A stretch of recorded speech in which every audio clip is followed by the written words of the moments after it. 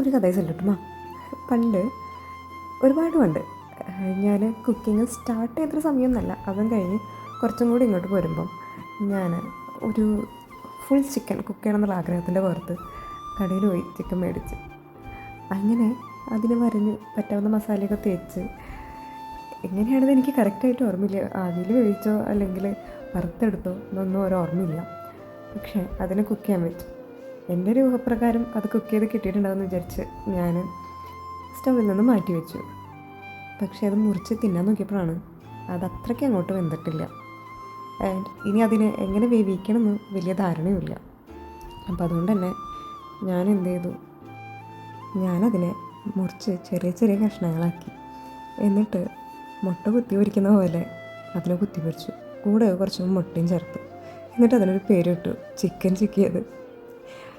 Actually എൻ്റെ partner in crime എന്ന് പറയണത് എൻ്റെ അനിയനായിരുന്നു ആകു. അവനിത് ഓർമ്മയുണ്ടോ എന്തോ, ഓർമ്മയുണ്ടാവാൻ ചാൻസ് ഇല്ല, അവൻ നല്ല ചെറുതാണ്. ഇപ്പോൾ ഞാനിങ്ങനെ ഓരോന്ന് കുക്ക് ചെയ്യുന്ന സമയത്ത് എനിക്ക് ഈ കഥകളൊക്കെ ഓർമ്മ വരും. ഇന്നിപ്പോൾ കിന്നരിയുടെ കൂടെ ഞാൻ കുക്ക് ചെയ്യണത് അത് ഈ കൊള്ളിക്കച്ചാണ് കേട്ടോ. നമ്മളുടെ പുളിവെള്ളം പിഴിഞ്ഞതിലേക്ക് നമ്മുടെ ഈത്തപ്പഴം, അതേപോലെ ഉപ്പ്, പഞ്ചസാര, ചെറിയ മുളക് ഒക്കെ ഇട്ട് അടിച്ച് പിന്നെ അതിലോട്ട് ഈ കൊള്ളി മിക്സ് ചെയ്ത് കഴിക്കുന്ന സംഭവം ആക്ച്വലി നല്ല ടേസ്റ്റ് ഉണ്ട്. എവിടേക്കും ചെറുതായിട്ട് പാനിപൂരിയുടെ ഒരു ടേസ്റ്റ് വന്നു കേട്ടോ.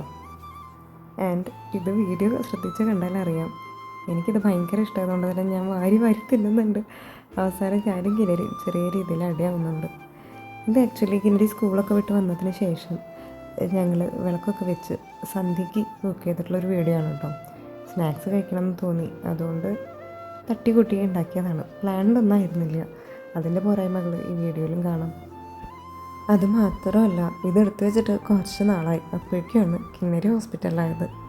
അതുകൊണ്ട് തന്നെ ഇത് എഡിറ്റ് ചെയ്തിടാനും വൈകിപ്പോയി. അപ്പോൾ വേറൊരു വീഡിയോയിൽ കാണാം ഇനി. അതിനു മുമ്പ് എൻ്റെ വീഡിയോസ് കാണുന്ന ഒത്തിരി പേരുണ്ടെന്ന് എനിക്ക് മനസ്സിലായി. അപ്പോൾ വീഡിയോസ് ഒന്നും ഇനി ഇടുന്നില്ലേ എന്ന് ചോദിച്ചവരോടും എൻ്റെ റെസിപ്പീസ് ട്രൈ ചെയ്തവരോടും ഒരുപാട് നന്ദി.